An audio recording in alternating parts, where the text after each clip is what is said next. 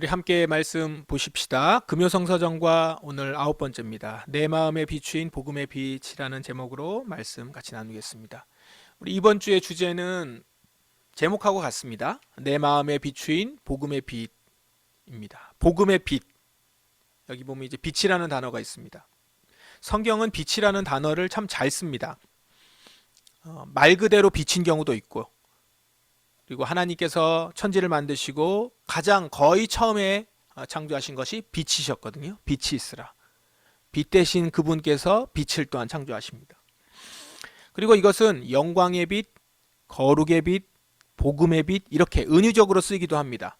빛이 비추는 것이고 어둠을 밝히는 것이고 빛을 비추면서 어둠을 걷어내잖아요. 그리고 밝아지고 살아나고 썩어가는 것을 정화시키고 그리고 또 이렇게 소독하고 이런 것이기 때문에 빛의 은유가 참 적절합니다. 그래서 빛이라는 얘기를 많이 하죠. 오늘 말씀에서는 이 빛이 비춰졌을 때 그때의 특징들, 그 특징들을 여러 면에서 이렇게 보여주고 있습니다. 오늘 그 말씀을 함께 좀 보면서 묵상하십시다. 이사야서 말씀인데요. 이사야서 말씀은 예루살렘이 포위된 장면이 그려집니다. 오호라 아리엘이여. 이제 오호라라고 써 있는데 사실은 슬프다 이런 뜻이에요. 오호라 아리엘이여 아리엘이여. 다윗이 진을 쳤던 성인 너에게 재앙이 닥친다. 해마다 절기들이 돌아오지만 내가 아리엘을 치겠다. 그러면 그 성에 슬픔과 통곡이 가득할 것이고 그 성이 내게 제단처럼 될 것이다. 여기 아리엘이여 아리엘이여 이렇게 나오죠. 이 아리엘은 고유명사긴 한데 말을 번역을 좀 하면은 하나님의 사자라고 하는 뜻입니다. 이 아리라고 하는 것이 사자라고 하는 단어가 그 안에 있고, 근데 엘은 이제 하나님이거든요. 그러니까 하나님의 사자. 예루살렘 성의 별명이었습니다. 여러분들 야곱이 12 자기의 자손들을 축복할 때 유다에게 어떻게 축복하냐면 사자 새끼라 이렇게 얘기하거든요. 그러니까 사자, 유다를 사자로 표현을 합니다. 이 축복의 말이었는데 실제로 지금 이 예루살렘 성의 주인이 누구예요? 그 왕이 누굽니까? 유다 자손이잖아요. 이스라엘을 다스렸단 말이에요. 그 예루살렘 성, 그래서 그 성을 이제 사자의 성 이렇게 얘기할 수도 있는 것이고, 그래서 하나님의 사자 이렇게 얘기하면서 아리엘, 이것이 이제 예루살렘 성을 의미하는 것이었습니다. 멋진 단어죠. 그런데 그 예루살렘 성인데 지금 재앙이 닥친 거예요. 아리엘이여 아리엘이여. 그 이름하고는 걸맞지 않게 그곳에 재앙이 닥쳐요. 재앙이 닥칠 만한 그런 곳이 아니에요. 하나님의 사자가 있는데, 하나님의 사자인데, 사자는 모든 동물들의 왕이잖아요. 그런데 그에게 재앙이 닥치는 거죠. 성의 슬픔과 애곡함이 있어요. 통곡이 가득하답니다. 그 다음에 제단처럼 될 것이다 이렇게 돼 있죠. 이 제단이라고 하는 것은 그 제사가 드려지는 곳입니다.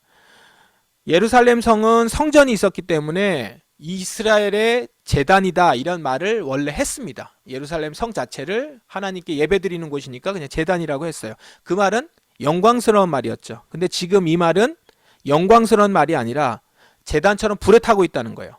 곧 재만 남을 것이다. 그러니까 지금 아리엘도 그렇고 제단도 그렇고 다 이 말들이 원래는 영광스러운 말, 멋있는 말, 그에게 축복의 말이었는데 다 바뀌는 거예요. 뭘로 바뀌죠? 재앙으로, 저주로 이렇게 바뀌어 버렸다는 거예요. 불타고 있어요. 재만 남을 거예요. 재앙이 되었어요.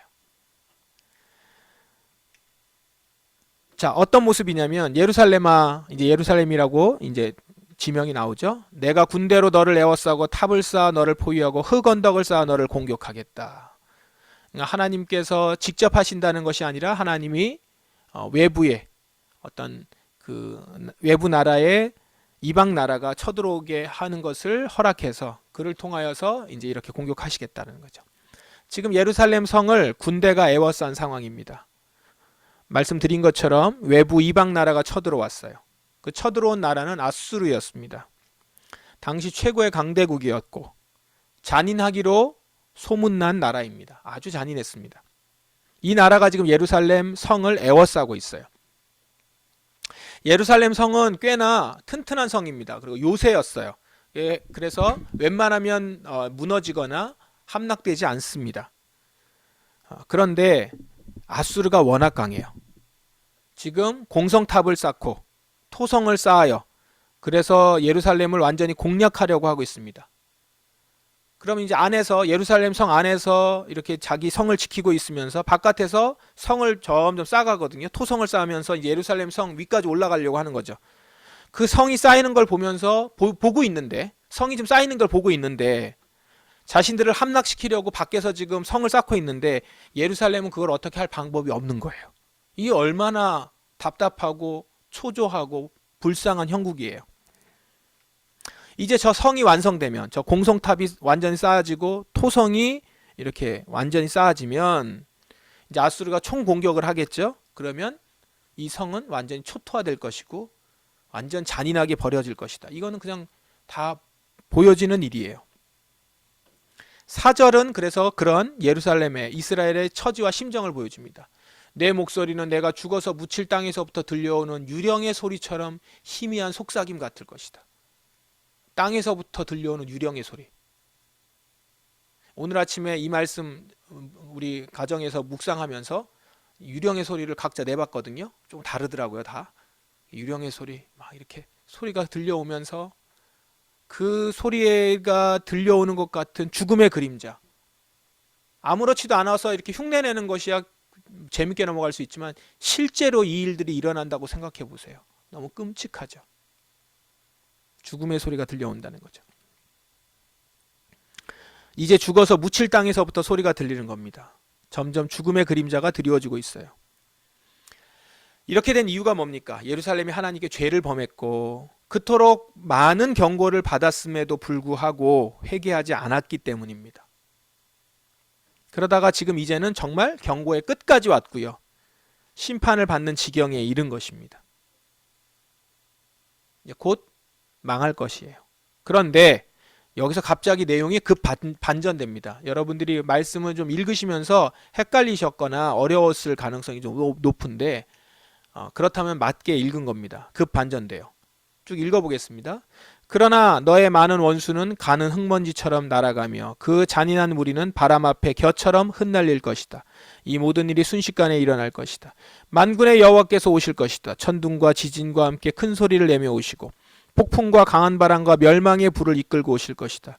그때 아리엘을 애워싸고 공격하는 민족들이 한밤의 환상처럼 사라져 버릴 것이다. 둘러쌌던 아수르 군사들이 먼지처럼 날아가고 겨처럼 흩날린다는 거예요.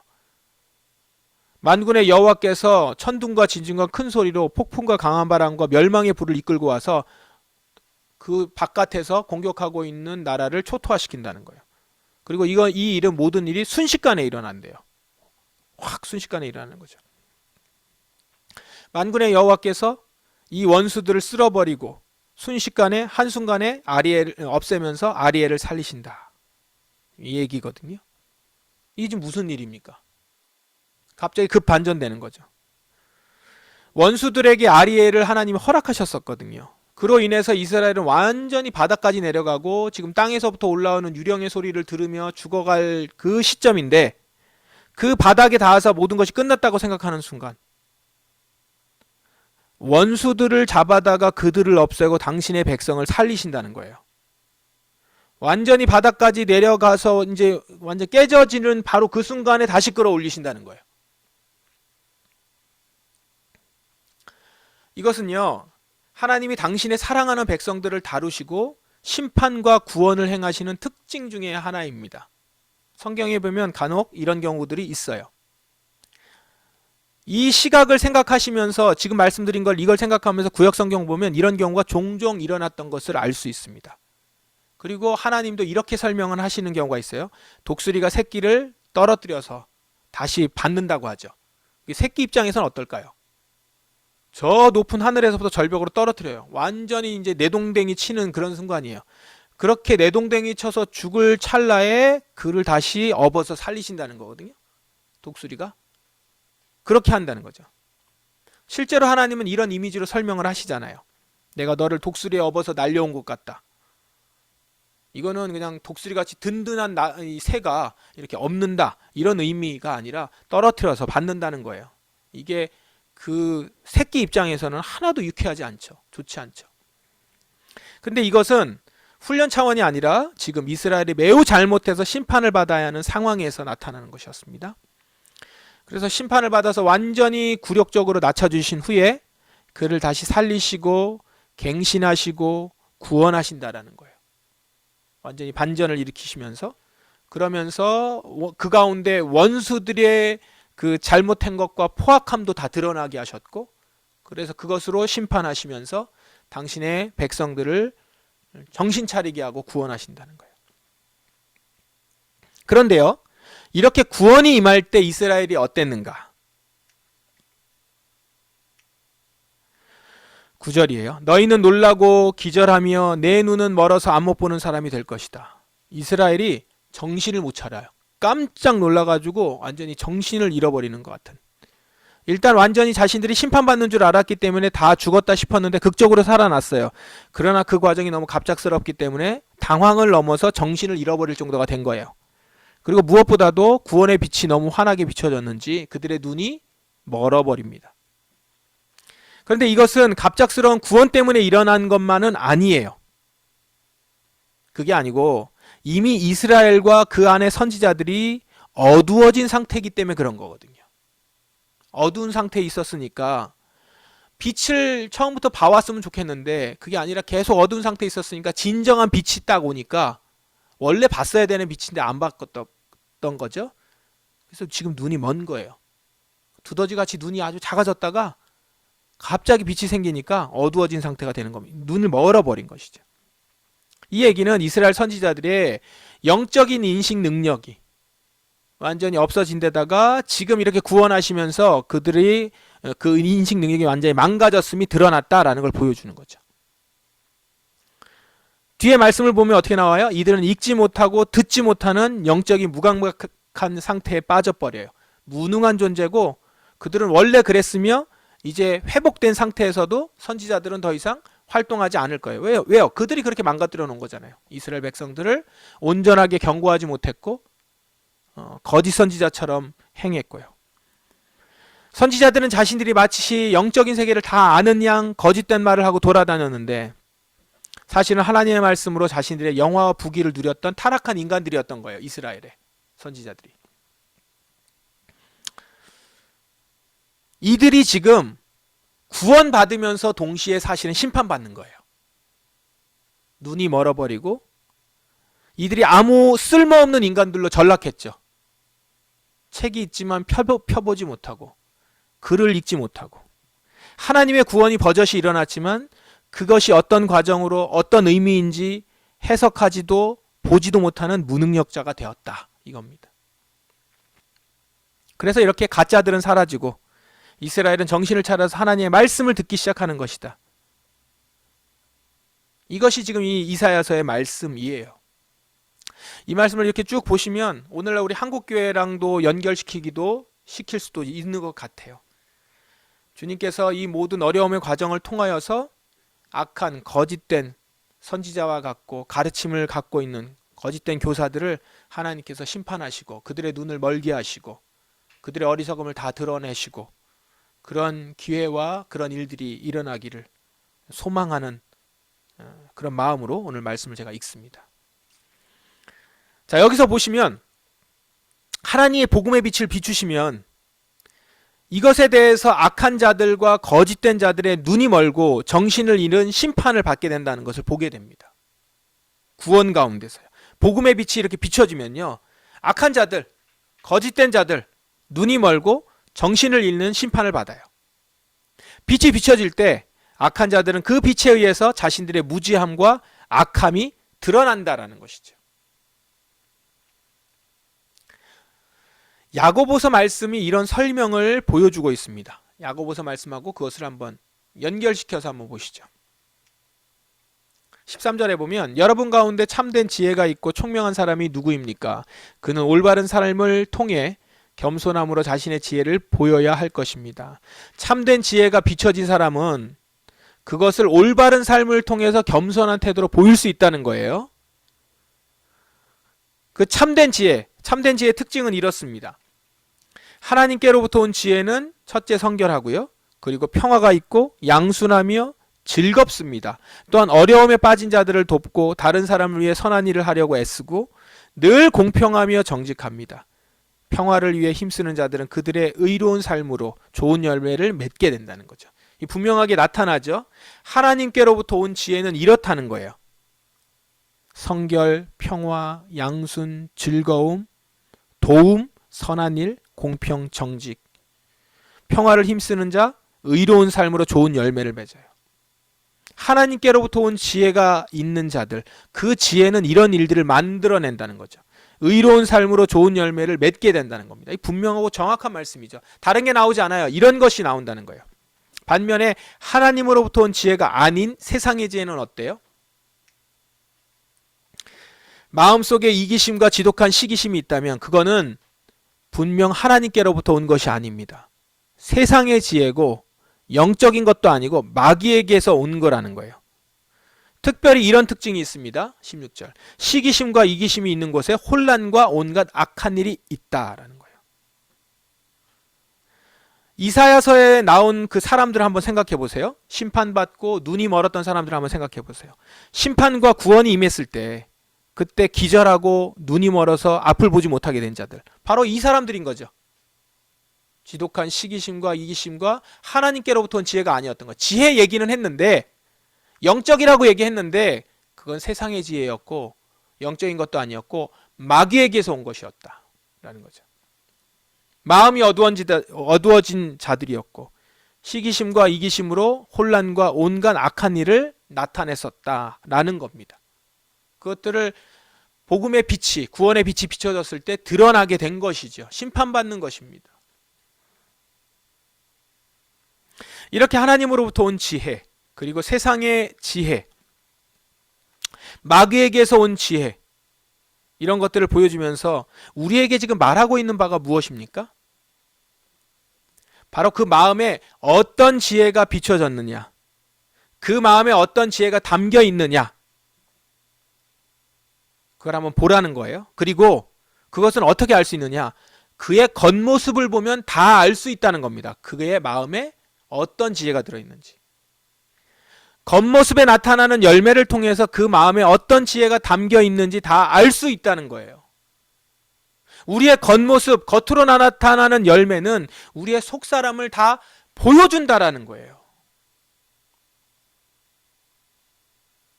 이것은 속일 수가 없다라는 거예요. 변명할 수 없다라는 겁니다. 여러분 어떻습니까? 어떤 열매가 나타나고 있나요? 이렇게 이야기하는 사람이 참 많아요. 제가 겉으로는 이랬지만 속은 그렇지 않아요. 아닙니다. 그런 게 아니라는 거예요. 오늘 성경 말씀 뭐예요? 겉이 그러면 속도 그런 거라는 거예요. 겉으로 그렇게 나타나면 속이 그렇기 때문에 겉으로 그렇게 나타났다는 거죠. 이 무서운 말이에요. 겉에 악한 일이 나타나고 시기심과 이기심이 드러났다면 그의 속은 마귀에게서 온 거라는 거예요. 세상의 지혜라는 겁니다. 이것은 빨리 회개하고 그리스도의 복음의 빛을 비추도록 기도해야 됩니다. 이게 이제 회개죠. 회개해야 되는 거예요. 그래서 참된 총명과 지혜를 받아야 됩니다. 아, 내가 지금 시기심이 있는데 시기심을 버려야지. 그 겉으로 나타나는 시기심 하지 말아야지. 이게 아니고 내 속사람이 바뀌어야 되는 거거든요. 주님, 복음의 빛으로 비춰주시고 저를 태워주시고 주님, 저를 완전히 새롭게 해주시고 당신의 지혜로 채워주십시오. 이렇게 가야 되는 거죠. 내 마음속에 이기심과 지독한 시기심이 있다면 마귀에게서 온 것이니까 이것을 버리고 하나님의 지혜를 받아야 되는 거예요. 빛이 비치도록 내 자신을 내어 보여야 돼요. 내어 보이도록 인정하는 거죠. 벌써 여러분 가운데, 우리 가운데 그런 시기심과 악함들이 드러났고 악한 열매들이 맺어졌었다면 그거는 이미 드러난 거니까 속사람을 보여주지 않아도 다 드러난 거지만, 그런데 하나님은 뭘 원하시냐면 속사람을 내가 드러내 보이고 회개하며 나아가기를 원하시는 거예요. 그렇게 나아가야 되는 것이죠. 이 오늘 말씀 보면서 여기에 지독한 시기심, 마음속에 이기심, 이런 말들이 있어요. 이게요, 우리가 간과하는 부분이에요. 우리 교회 안에서도 얼마나 자주 이 시기심이 발동하고 나타납니까? 다른 사람을 시기하고, 다른 사람을 좀 미워하고, 그 사람의 모습을 마음에 안 들어하고, 우리가 성도들 간에 있으면서도 그런 것들이 막 불쑥불쑥 튀어나온단 말이에요. 그리고 그것이 잘못된 건지 모르고 계속 가지고 있고 품고 있어요. 마귀에게서 온 건지도 모르고. 그러면서 그걸 키워간단 말이에요. 점점. 그래서 교회 안에서도, 공동체 안에서도 선을 그어버리고, 네 것 내 것 나눠버리고, 함께 동역하지 못하고, 같이 마음을 다해서 교회를 세우지 못하고, 따로따로 자기가 할 일만 하고, 너는 너 나는 나, 이런 경우들이 우리 안에 많잖아요. 근데 그거를 문제로 여기지 못하는 경우가 많단 말입니다. 오늘 말씀 보니까 특별하게 여러 가지 얘기 안 했고, 이기심과 지독한 시기심이 있다면 그것은 하나님께로부터 온 것이 아니고 세상의 지혜고 마귀에게서 온 거라는 거잖아요. 그리고 시기심과 이기심이 있는 곳에는 혼란과 온갖 악한 일만 있을 뿐이래요. 우리 사랑하는 포도나무 성도 여러분, 여러분 악한 일에 쓰임받는 자들이 되지 않길 바랍니다. 마귀에게 흔들리는 자, 그에게 사로잡힌 자 되지 않길 바라요. 내 자신이 하나님의 지혜로 가득한 자가 되기를 소망하십시다. 그래서 내가 드러나고 있는 모습들 가운데 미움이 나타나고 시기심이 나타나는 것으로 있으면 그것이 어떤 이유가 됐거나 무슨 연유를 얘기하기 것이 아니라 지금 이것이 하나님에게로부터 온 것이 아님을, 마귀에게부터 온 것을 알고 주님 복음의 빛으로 나를 비춰주셔서 태워주시고 주님의 지혜로 정결하게 하셔서 구원하여 주십시오. 우리 안에 당신의 교회가 온전하게 세워지기를 원합니다. 그렇게 주의 나라와 의를 구하는 자들 되기를 바랍니다. 그래서 여러분, 시기심은요, 어떻게 기도하게 만드냐면 주님 저 사람을 변화시켜 주십시오, 이렇게 기도한다면, 이 오늘 말씀으로 보면, 그러니까 변화돼야 될 부분이 있겠죠. 근데 그거는 진짜 사랑으로 변화시켜 달라고 기도하는 거하고 시기심으로 저 사람을 변화시켜 달라고 요청하는 거하고는 그 기도의 내용이 분명히 다르다는 걸 본인이 알 거예요. 돌아보셔서 내가 그렇게 시기심으로 기도하고 있다면 이제는 바꿔서 주님 저 영혼을 사랑할 수 있는, 진심으로 사랑할 수 있는 마음으로 저를 바꿔주십시오. 그래서 악한 것을 버리고 하나님의 지혜를 받는 자들 되길 바랍니다. 빛이 비치도록 내 자신을 내어 보여서 부끄러운 모습으로, 그렇지만 주님이 썩은 곳을 주님의 빛으로 소독시켜 주시고 정결하게 해주셔서 내 가운데 당신의 사랑으로, 온유로 가득 채워 주십시오. 그렇게 빛이 비춰지고 하늘로부터 참된 지혜와 총명이 가득하게 될 때 비로소 성결하고 평화가 있고 양순하며 즐거움이 겉으로 이렇게 드러나는 모습이 나타나게 될 것입니다. 그래서 나의 성결함을 입어서 다른 이들이 깨끗함을 누리고 내가 평화한 자가 되니까 그 공동체가 온전한 평화가 임하고 양순함이 있고 즐거움이 있어요.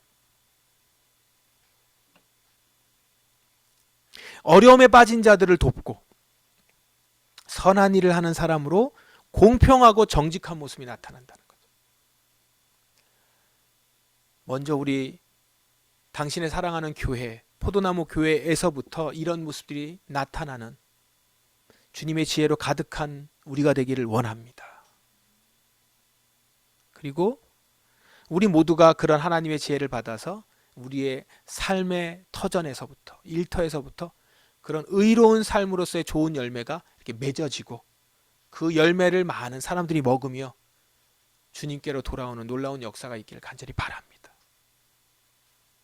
주님으로부터 오는 내 마음에 비추인 복음의 빛으로 가득 찬 우리 포도나무 성도 한 사람 한 사람 되시기를 정말 주님의 이름으로 간절히 축원합니다.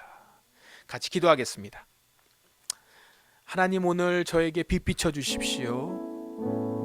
주님을 떠난 상황에서, 그리고 마귀에게 붙들려, 그리고 마귀가 주는 그 지혜를 갖고 살아가다가 겉으로 아리엘이라는 이름이 있고, 그리고 그 가운데 위대한 성이라는 그 모습이 있고, 이스라엘의 제단이라고 하는 영광스러움이 있었지만 그 모든 것들이 다 태워지고 무너지는 그런 부끄러움을 당하는 일이 있을까 두렵습니다. 오늘 우리의 모습이 그런 모습이 되지 않기를 원합니다. 온전한 하나님의 사람으로 정말로 의를 위하여 살아가는 자, 의로운 자, 우리 포도나무 교회가 그런 의로움의 열매가 가득 나타나는 주님의 빛으로 온전히 비춰지는 우리 공동체 성도들이 되길 원합니다. 우리 다 같이 그렇게 기도하십시다. 기도하겠습니다. 아버지여,